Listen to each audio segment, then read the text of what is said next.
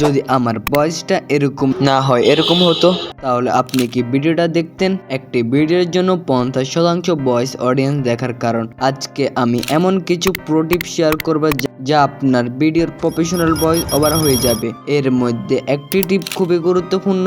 এই ভিডিওতে আমি এডিটিং প্রসেস কভার করব। সর্বপ্রথম আপনি পরিবেশ দিকে নজর দিতে হবে। আপনার অবশ্যই এমন কোনো জায়গায় ভয়েস ওভার করতে হবে যে জায়গায় নয়েজ খুবই কম। সাথে আপনি আরো একটা জিনিস দিকে খেয়াল রাখতে হবে, যার নাম ইকো। আপনার রুমের জিনিসপত্রের দিকে নজর দিতে হবে, যেমন রুমে বেশি বেশি জিনিস রাখার চেষ্টা করবেন অথবা বালিশ কিংবা পর্দা ব্যবহার করবেন। এরপর সবচেয়ে গুরুত্বপূর্ণ ধাপ হলো মাইক্রোফোন নির্বাচন করা। যদি আপনার কাছে কোনো মাইক থাকে তাহলে ভালো, যদি না থাকে তাহলে সমস্যা নেই, আপনার হাতের মোবাইল ব্যবহার করতে পারেন। মোবাইলকে এমন ভাবে রাখবেন যাতে মোবাইল নাড়াচাড়া না করতে পারে, এতে আপনার ভয়েসটা অনেক ভালো আসবে। আর মোবাইলকে মুখের অতিরিক্ত কাছে আনবেন না, কিন্তু মুখ থেকে বেশি দূরে রাখবেন না, মোবাইল থেকে একটু দূরে রাখবেন যাতে আপনার ভয়েসটা অনেক ভালো আসে। ভয়েস রেকর্ডিং এর সময় একটা কথা মাথায় রাখবেন, আপনি যেন বই পড়তেছেন না। আপনার কথা অডিয়েন্সের অনেক ভালো লাগে, যেমন একটি মুভির ইন্টারেস্টিং পার্ট আওয়াজ জোরে হয় এবং সিরিয়াস পার্ট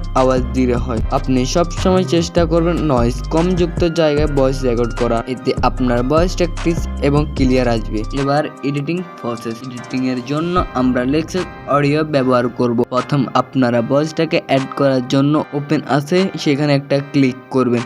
এরপর আপনার ভয়েসটাকে এখানে অ্যাড করে নেবেন। অ্যাড করা হয়ে গেলে এখান থেকে আপনার ভয়েসের যে বাড়তি অংশগুলো আছে সেগুলো এখান থেকে কেটে নেবেন। কেটে নেওয়া হয়ে গেলে উপর দেখবেন 3 লাইন অপশন আছে, ওইখানে একটা ক্লিক করবেন। এখানে দেখবেন ইফেক্ট নামক একটা অপশন আছে, ইফেক্টে ক্লিক করবেন। প্রথম আপনার ভয়েসটাকে নরমালাইজ করে দিবেন। এতে কি হবে, আপনার ভয়েসটা যদি কম থাকে বেশি হয়ে যাবে, বেশি থাকলে কম হয়ে যাবে। এরপর আবার ক্লিক করবেন ইফেক্টে। এবার একটু নিচে দেখবেন কম্প্রেসরে একটা ক্লিক করবেন। আমি যে সেটিং দিয়েছি সেটা সেম আপনারা অ্যাপ্লাই করতে পারেন, যদি চান আরো ভালো করে কাস্টমাইজ করে নিতে পারেন। এরপর অ্যাপ্লাই করে দিবেন। এরপর আবার ইফেক্টে যাবেন, নিচে একটু নামাবেন, দেখবেন ইকুয়ালাইজারটা হলো আমাদের ভয়েস মেন ধাপ। এটার সাহায্যে আমরা ভয়েসটা ক্রিস্প এবং ক্লিয়ার করব। আমি যে সেটিং দিয়েছি আপনারা চাইলে সেম সেটিং এখানে অ্যাপ্লাই করতে পারেন, না হলে আপনার ভয়েস অনুযায়ী এগুলা বাড়িয়ে কমিয়ে নিতে পারেন। তারপর অ্যাপ্লাই করে দিবেন, তো আপনার ভয়েস এডিটিং রেডি। তাহলে যদি আপনি ভয়েস এডিটিং করে ফেলেন, ভিডিও র্যাঙ্কিং নিতে পারছেন না, তাহলে আমার এই ভিডিওটা দেখতে পারেন। দেখা হবে ওই ভিডিওতে।